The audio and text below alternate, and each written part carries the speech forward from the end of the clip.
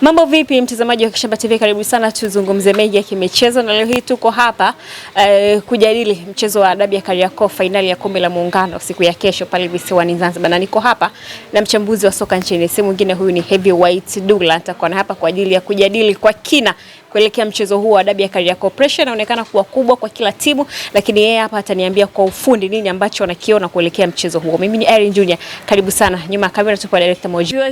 Mambo safi, tuko poa. Niko vizuri. Sio weight peke yake na urefu pia unao. Giant mimi. Sawa, tuanze kujadili mchezo wa dabi ya Kariakoo siku ya kesho. Amesalia masaa machache tu tunaenda kushuhudia fainali ya dabi ya Kariakoo. Tuanze, hii inaenda kuwa mchezo wa namna gani? Huu unaenda kuwa mchezo mzuri kwa sababu kama unavyojua dabi ni timu ambayo ni mechi ambayo inakutanisha timu mbili ambazo ni timu bora na timu zenye uzani ambao unakaribiana, unafanana. Kwa hiyo mchezo utakuwa mzuri sana, ingawa unaenda kukutanisha timu mbili ambazo zina sifa tofauti. Yaani Simba, yani kuna utofauti fulani. Kwa mfano nitakwambia Simba ni timu nzuri, ndio sifa ya kwanza ya Simba, lakini Yanga ni timu hatari. Hizi ni sifa mbili tofauti. Tofauti wapi? Yani timu nzuri ni timu ambayo ina squad, ina wachezaji wazuri, lakini inaweza isifike kwenye level ya kuwa timu hatari. Umeelewa? Timu hatari ni timu ambayo kwanza inakuwa strong enough, lakini inaweza ikaiadhibu timu yoyote bila kuzingatia ubora wa mpinzani. Kwa hiyo timu nzuri kwa haraka haraka ni ile timu ambayo inaweza ikashinda comfortably dhidi ya timu fulani za daraja fulani, lakini ikakutana na timu fulani ya uzani wa juu struggle, either ikatoa sare au ikashindwa kupata matokeo kabisa kwa kupoteza na vitu kama hivyo. Lakini timu hatari ni ile timu ambayo inaweza ikatoa game tough kwa opponent strong, either ikamfunga au hata kama haitoshinda, lakini inaweza ikatoa game fulani. Hiyo ni kwa timu ya kwanza, lakini kwa timu ya pili ni jinsi ambavyo ina operate. Timu hatari ni timu ambayo ukifanya mistake itakuadhibu, na ndio maana tunavyozungumzia timu ambazo zimefunga mabao mengi zaidi kwenye mipira ya direct, manake labda kupokonya mpira kwenye hafu ya mpinzani na kwenda kufunga mabao. Unazungumzia Young Africans, ndio ya kwanza imefunga mabao 8 aina hiyo, alafu inakuja Azam FC mabao 6. Kwa hiyo ina maana ukitizama hii timu utapata ile picha ya timu hatari inavyo operate. Dhidi ya Azam FC kwenye nusu finali ya Muungano, nafikiri uliona Azam FC wamepoteza mipira mara 2 kwenye build up. Young Africans wamekuwa na ufanisi wa kuweza kushambulia katika aina hiyo ya mipira baada tu ya kupoka mpira mpaka kuwa bao. Ule ufanisi kwenye kupiga zile pass pamoja na maamuzi, kwa sababu unajua watu mara nyingi jambo linavyokuwa limefanyika kwa ufanisi mkubwa watu wanaliona ni rahisi, lakini kabla halijafanyika au timu zingine zinavyolifanya hilo jambo, ndio unaweza ukapata picha kwamba linaweza likawa gumu. Unapokuwa umepokonya mpira, hiyo ni jambo la kwanza. Ukinufaika na ule mpira ndio jambo la muhimu, kwamba Young Africans wakishakupokonya mpira, akili yao ya kwanza ni kwamba tunatakiwa tushambulie haraka, kama ambavyo principle ya kushambulia rest defense. Maana ukishakuwa umepokonya mpira unakutana na safu ya ulinzi ambayo ipo pale, wachezaji kadhaa kwa ajili ya kureact pale ambako labda mpira ulipotea. Kuna principles zake. Jambo la kwanza ni principle ya kwanza ni kuseme kunufaika na ule mpira kabla defense haijarudi kwenye umbo la kuzuia, kitu ambacho Young Africans wanakuwa wanakifanya kwenye ubora wake. Kwa hiyo wanapoponya mpira hapo unaona pasi ya kwanza ya pili, kwa sababu katika nyakati kama hizi pasi ya kwanza ndio inakuwa muhimu. Hakikisha inakuwa ya mbele, forward pass, ambayo inaenda kufungua space kwa mwingine. Alafu jambo la pili, kuwe kuna watu wanafanya mikimbio kutawanya maeneo, yani msio wote mmesimama eneo moja kwamba hapa kuna huyu, kwa sababu mtakosa mtu wa kufanya ile pasi iweze kusambaa kwenda eneo la mbele. Kwa hiyo inabidi kufanyike mtu ambaye anafanya mikimbio wa kureceive, lakini mikimbio ya mtu wa tatu ambaye ana provide option kwenye eneo la upofu la defense, maana yake eneo ambalo defender anaweza asishughulike nao au asione, ndio nyuma ya migongo na vitu kama hivyo, kitu ambacho walikifanya dhidi ya Azam FC katika bao la pili lilofunga Maxim Pia Nzengeli. Kwa hiyo ni jinsi ambavyo timu hatari ina operate. Lakini timu nzuri ni timu ambayo inaweza ikakusumbua, lakini itategemea na we mwenyewe una react vipi. Kwa sababu mimi ukiniuliza nitakwambia mabao ambayo Simba waliyafunga dhidi ya Mlandege, ingekuwa timu strong pengine wasingeyafunga. Kwa mfano bao la kwanza ambalo alilifunga Selemani Mwalimu, goalkeeper alifanya uzembe yeye.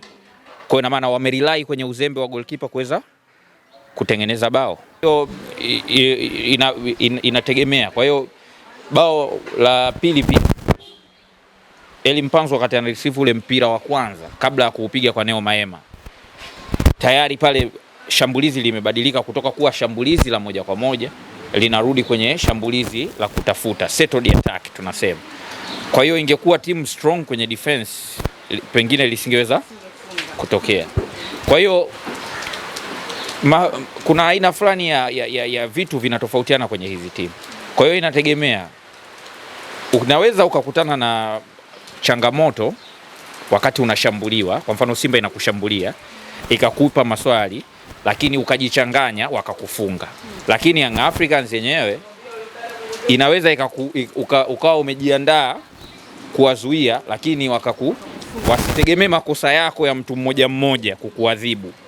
Ndo maana yangu hiyo. Yaani kwamba Simba watategemea wanakupa maswali magumu, alafu ukijichanganya wanakupasua. Young Africans wao wewe zuia, sisi tutajua namna ya kukufungua, tutakufunga. Alafu wana sura mbili. Wenyewe unaweza ukakaa kwenye defense line yao wakafanya build up wakakufunga, lakini unaweza ukaa huko wewe ndio unafanya build up wakakupokonya mpira kwenye harakati zao wakakufunga, lakini wanaweza wakakupiga counter attack pia. Labda ulikuwa unapiga kona huku au umeshambulia kwa namba kubwa juu wakakufunga. Kitu ambacho nadhani kwa Simba wenyewe wanataka kwanza wakutawale, wakishakutawala wakuweke kwenye himaya yako alafu wakuadhibu. Kwa hiyo somehow kuna utofauti. Sawa. Wakati tunashuhudia kesho dabi ya Kariakoo, lakini pia siku ya Jumapili tunaenda kushuhudia dabi ya Kariakoo kwa upande wa ligi kuu. Watu wanasema kwamba ikitokea atakayepoteza kesho mchezo ana possibility kubwa ya kufungwa kwenye mchezo wa Jumapili. Ni kweli? Sio kweli. Kwa sababu ni timu mbili tofauti. Ni timu, yani namaanisha ni mechi mbili tofauti, ni challenge nyingine tofauti. Ingawa tu ukipoteza huu, yoyote atakayepoteza huu, manake benchi la ufundi pamoja na management wanakuwa wana kazi ya ziada kuwarudisha wachezaji ndani ya hicho kipindi kifupi, kuwarudisha kwenye mentality ya kuweza kuamini kwamba tunaweza tukapata ushindi.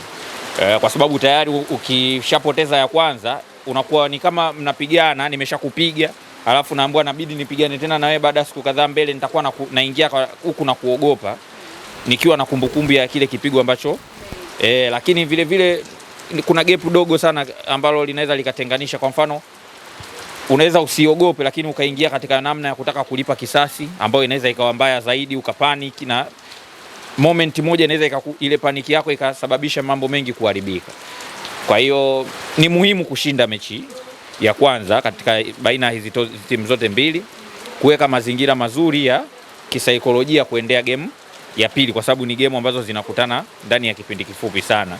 Nadhani ni kwa kipindi kifupi zaidi toka 2001 na tulipokuwa kwenye kipindi leo tulisikia hivi. Kwa hiyo ni game ambazo zimekaa kimtego sana, lakini bahati nzuri timu zote zina uwezo wa kushinda. Simba wako vizuri sasa hivi, Young Africans nao wameonekana kutani kwenye mechi kubwa, kwa sababu walikuwa wanadaiwa hiyo performance kwenye mechi kubwa. Wachezaji kama kina Alan Okello walikuwa wanadaiwa performance kwenye mechi kubwa, lakini dhidi ya Azam wamekuwa miongoni mwa wachezaji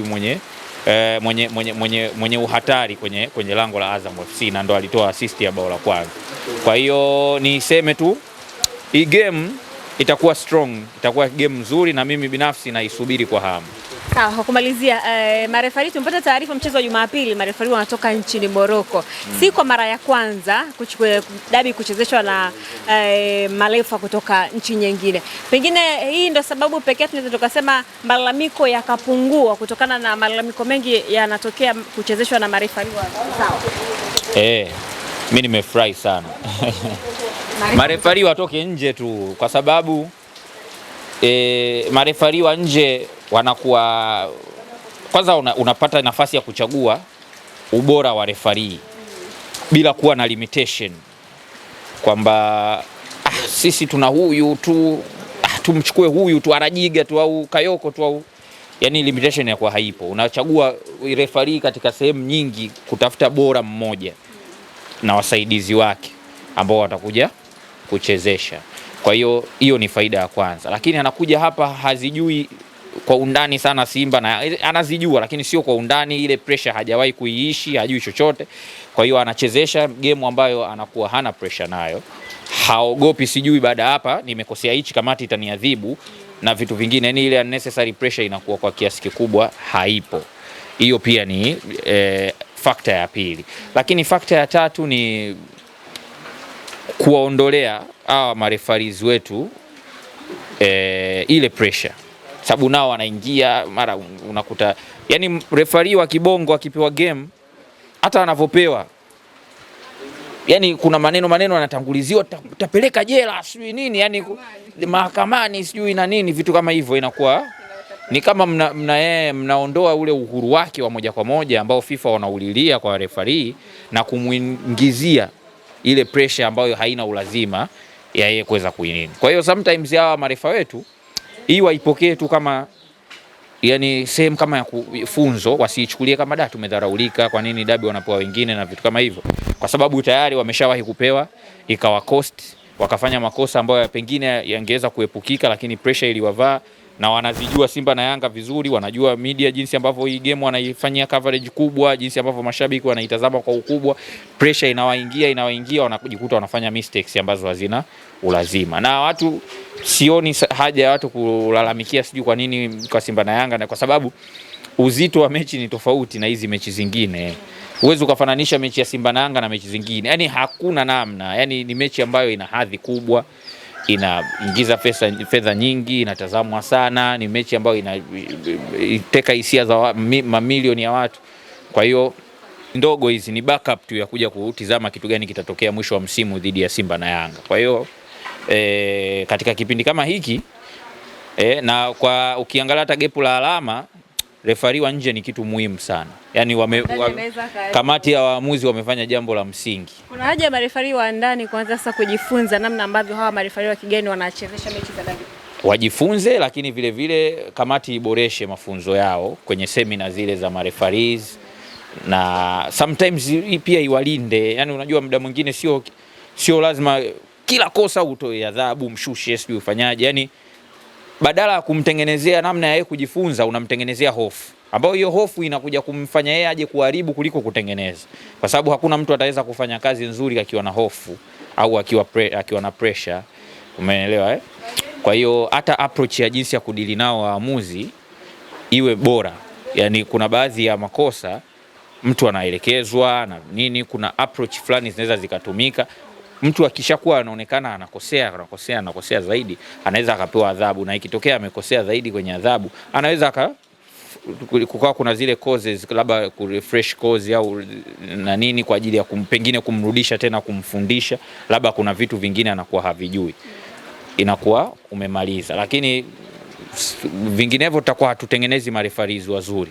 Tumalizie kwa asilimia, Simba na Yanga kwenye finali ya kesho, nani unamuona akipata nafasi kubwa sana ya kushinda? 50-50. Mbona kama umejilinda sana? 50-50. Unajua mechi ya dabi tena. Maana kuna sometimes changamoto kwenye uelewa. Ushanielewa?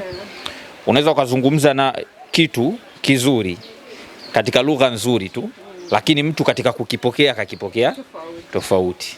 Ushaelewa Hayo ni mambo ya kawaida. Sasa huwezi yani unaweza kaongea jambo, sasa huwezi ukaridhisha kila mtu.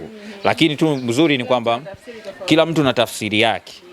Kwa hiyo mimi kwa upande wangu, toka nilivyozungumza mwanzo, sikuonyesha kwamba nimerely timu fulani itashinda au mimi nimeizungumzia mechi navyoiona kulingana na utofauti wa hizi timu. Nikasema Yanga ni timu ambayo ni hatari. Tena hizo ni timu ambazo zinafahamika katika lugha za kisoka, tunaita vertical threat. Timu ambayo yenyewe inapenya kupitia katikati na kushambulia, timu hatari. Alafu kuna possession based, ile ambayo inamiliki mpira, ambao mara nyingi timu zinazomiliki mpira beki amefanya clearance mbovu, goalkeeper katoka nje ya timing, Ushanielewa? Ndio wanakuwa wanapata mabao kwa aina hiyo. Sasa hizi ni timu mbili, lakini kila timu ina uwezo wa kushinda mechi kubwa. Ushanielewa? Sasa kwenye uelewa, unajua kila mtu na uelewa wake. Kwa sababu kwenye football mtu anashindwa tu kuelewa. Mimi ninavyoangalia football siangalii katika namna ya kuenjoy kama mshabiki mwingine au mtu mwingine. Angalia magoli. Yaani kapiga chenga sio. No, mimi kazi yangu haini guide hivyo. Ushanielewa? Kazi yangu mimi inani guide niende further beyond. Timu hii ina weakness gani kiufundi? Hii game yani na siangalii sitoi fact kulingana na game moja. Ushanielewa? Kuna timu huwa zina tabia zake ambazo zinarudia. Unakuta kuna timu yenyewe mbovu kwenye mipira ya aina fulani, inafunga tu mabao mengi ya design fulani. Kwa hiyo nazijua timu za ligi kuu. Hii najua Namungo ina changamoto hii, Mbeya City ina changamoto hii. Kwa hiyo ikikutana na timu yenye changamoto hii, game itakuwa hivi. Sasa hiyo ni level nyingine kabisa. Haipo kwenye level hii ya kuangalia, kuenjoy, kusifia, kukaa kwenye meza ya kahawa, kubishana. No, unaelewa vizuri. Hiyo ni level ya uelewa mkubwa wa football ambayo sio kila mtu ambaye anaweza akawa nao. Kwa hiyo sasa kukiwa kishakuwa kwenye level nyingine, afu usipoeleweka na watu wa level fulani, ndio advantage yenyewe, kwa sababu katika hao ambao hawakuelewi ni hawaoni unachokiona wewe. Lakini wewe unaweza ukawa na watu wako ambao wanaona unachokiona wewe, wakakuelewa na wakakupongeza na ukajikuta unapiga hatua. Ushanielewa vizuri? Na ndio unatoka hapa, umetoka hapa umepanda hapa, hujakaa sana umepanda hapa. Kwa sababu watu wanauelewa, wanaona kwamba huyu dogo anafanya kazi kubwa. Umetoka kumsikia hapa mchambuzi wa soka nchini Heavyweight Douglas amezungumzia kwa upana na kwa undani mchezo wa dabi ya Kariakoo siku ya kesho, na amesema kwamba ana 50-50 kwa timu zote kufanya vizuri. Sasa mchezo ni kesho majira ya saa 2:15 usiku. Tutaenda kufahamu kile ambacho kinajadiliwa, nini ambacho kitatokea kwa siku ya kesho. Pressure ni kubwa kwa timu zote mbili, lakini yote kwa yote mshindi anahitajika kuondoka na kombe la Muungano pale visiwani Zanzibar. Mimi ni Irene Junior, nyuma kamera tupo Director Moji.